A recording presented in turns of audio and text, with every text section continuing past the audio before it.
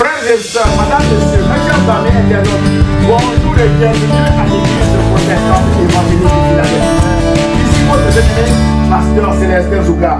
Je suis toujours dans la joie de partager la parole de Dieu avec vous, mes chers amis internautes. Nous poursuivons notre série de messages sur Laissez Dieu vous surprendre avec ses miracles inattendus et extraordinaires. Frères et sœurs, la semaine dernière, nous avons vu que le miracle relève de l'extraordinaire parce que le miracle est un fait qui est accompli en dehors du cours habituel ou normal de la vie. C'est pourquoi le miracle suscite toujours notre admiration. Et Dieu utilise souvent un homme ou une femme ordinaire pour accomplir un miracle ou un acte extraordinaire dans la vie de ses enfants. C'est pourquoi l'auteur de l'Épître aux Hébreux nous fait deux recommandations importantes en Hébreux chapitre 13, versets 1 à 2, où il est écrit que persévérez dans l'amour fraternel.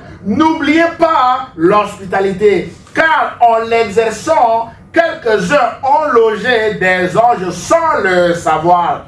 Mes chers amis internautes, frères et sœurs, l'Écriture nous enseigne qu'en exerçant l'amour et l'hospitalité, des hommes et des femmes ont eu la vie sauve. Et des hommes et des femmes ont vu aussi leur miracle s'accomplir ou devenir une réalité. Par exemple, lors de la prise de Jéricho, la Bible déclare en Josué chapitre 6, verset 25 que Josué laissa la vie à Rahab, la prostituée, à la maison de son père et à tous ceux qui lui appartenaient. Elle a habité au milieu d'Israël jusqu'à ce jour parce qu'elle avait caché les messagers que Josué avait envoyés pour explorer Jéricho. Waouh, mes bien-aimés de le Seigneur. Josué avait envoyé des messagers à Jéricho pour explorer la ville. Rahab, la prostituée, les avait protégés, les avait reçus chez elle, mes bien-aimés de le Seigneur. Et quand Josué a pris Jéricho, Josué a laissé la vie sauve à Rahab, mes bien-aimés de le Seigneur. Et le nom de Rahab entrera définitivement dans la généalogie de Jésus à cause de son amour et son hospitalité envers les espions de Josué. Mes bien-aimés, on le lit en Matthieu chapitre 1er, verset 5. Frères et sœurs, un autre exemple, la veuve de Sarepta n'a plus manqué de farine et d'huile dans sa maison après avoir exercé l'amour et l'hospitalité envers le prophète Élie. D'après 1 Roi chapitre 17, verset 7 à 16. Frères et sœurs, un autre exemple, la femme Sunamite qui était une femme stérile a aussi connu la douleur de l'enfantement et a vu la résurrection de son fils unique à cause de son amour et de son hospitalité envers le prophète Élisée. Waouh, mes bien-aimés de le Seigneur. Frères et sœurs, le prophète Élisée avait l'habitude d'aller se ressourcer chez cette femme qui avait une bonne disposition de cœur à l'accueillir. La Bible ne donne pas le nom de cette femme, mais précise que cette femme était riche et vivait heureuse au milieu de son peuple, au verset 13. Malheureusement, cette femme n'avait pas d'enfant et que son mari était âgé, d'après le verset 14.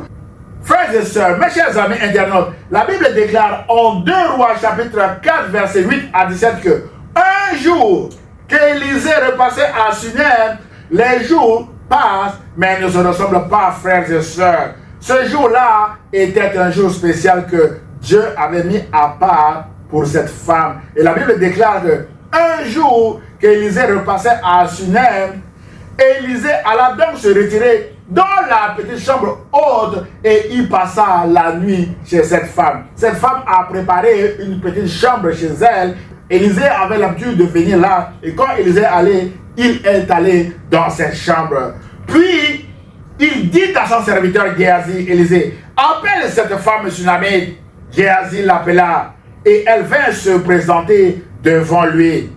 Élisée lui dit, l'an prochain, à la même époque, tu tiendras un fils dans tes bras. Cette femme devint enceinte et l'année suivante, à la même époque, elle donna naissance à un fils. Exactement comme Élisée le lui avait prédit, déclare la Bible, mes chers amis internautes. Mon frère, ma soeur, c'est en ouvrant sa porte au prophète Élisée que cette femme a vu la gloire de Dieu. C'est en faisant une activité ordinaire qui était celle d'accueillir le prophète Élisée chez elle, mes bien-aimés dans le Seigneur, qu'elle a reçu la parole de connaissance de son miracle. Mon frère, ma soeur, la chambre préparée pour le prophète Élisée est devenue une chambre de parole de connaissance, une chambre de prophétie. Et c'est en continuant de vivre ordinairement que cette femme a vu cette parole ou cette prophétie s'accomplir, mes bien-aimés dans le Seigneur. Et ce, dans le temps, car les paroles de Dieu s'accomplissent toujours en leur temps, d'après Luc chapitre 1er, verset 20. Mon frère, ma soeur, peut-être que vous avez reçu une parole de connaissance de la part de Dieu et qu'aujourd'hui les choses ne se passent pas comme vous les avez reçues, mes bien-aimés dans le Seigneur.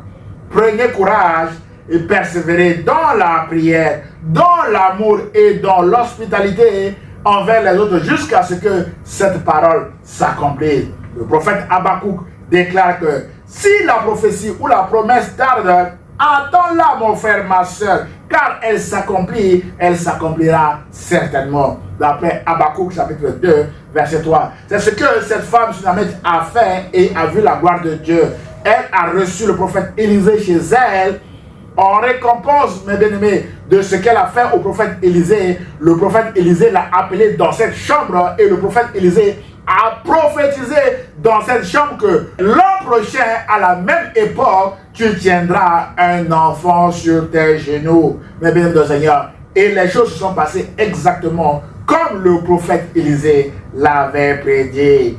Mes chers amis, frères et sœurs, le point pivot de ce récit est l'amour de ce couple envers le serviteur de Dieu, Élisée. Cet amour a poussé le couple à offrir l'hospitalité à Élisée et à son serviteur Géasi. Autrement dit, quand on aime les autres, on donne pour les bénir. Quand on aime les autres, on leur offre l'hospitalité pour les aider. La Bible dit qu'il y a plus de joie à donner qu'à recevoir. D'après Actes chapitre 20, verset 35. Et aussi, mes bien-aimés, il y a une récompense pour celui qui donne ou offre son hospitalité aux autres, mes bien-aimés dans le Seigneur. Frères et sœurs, il y aura une récompense également pour notre amour ou notre hospitalité envers les autres. Jésus a dit en Matthieu chapitre 10, verset 41 à 42 que celui qui reçoit un prophète en qualité de prophète recevra une récompense de prophète aussi. Et celui qui reçoit un juste en qualité de juste recevra aussi une récompense de juste. Et quiconque donnera seulement un verre d'eau froide à l'un de ses petits, parce qu'il est mon disciple, parce qu'il est mon serviteur, je vous le dis en vérité, il ne perdra point sa récompense, déclare Jésus de Nazareth. En Matthieu chapitre 10, verset 41 à 42. Mon frère, ma soeur, il y aura une récompense pour votre amour et votre hospitalité envers les autres. Et votre récompense sera votre miracle, mes bien-aimés. C'est pourquoi persévérez dans l'amour fraternel. N'oubliez pas l'hospitalité, car en l'exerçant, quelques-uns ont logé des anges sans le savoir. Frères et sœurs, la femme sunamite a mis ce verset que nous venons de lire en pratique, notamment à persévérer dans l'amour fraternel, mes bien-aimés au Seigneur, et aussi dans l'hospitalité. Elle a vu la gloire de Dieu. Elle qui était stérile a reçu avec amour le prophète Élisée et son serviteur Géasi chez elle.